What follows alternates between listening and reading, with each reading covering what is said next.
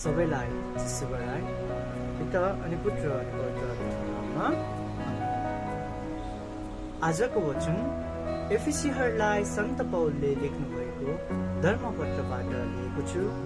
अध्याय 6 अनि वचन 18 अनि 18 को वचनले हामीलाई यसो भन्दछ, प्रार्थना गर्दा अर्जी बिन्ती गर्दा हर अवसरमा आत्माको छत्र छायामा गर, तसर्थ सबै सन्तहरूको निम्ति प्रार्थना गरिरहने निरन्तर प्रयासमा सजग बस।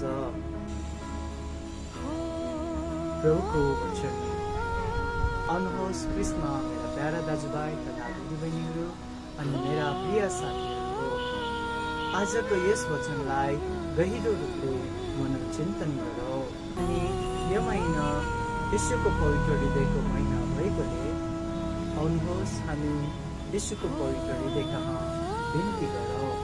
यीशुको पवित्र हृदय तपाईँको राज्य आओस्, यीशुको पवित्र हृदय तपाईँको राज्य आओस्, यीशुको पवित्र हृदय तपाईँको राज्य आओस्। आमेन। पिता अनि पुत्र अनि पवित्र आत्मामा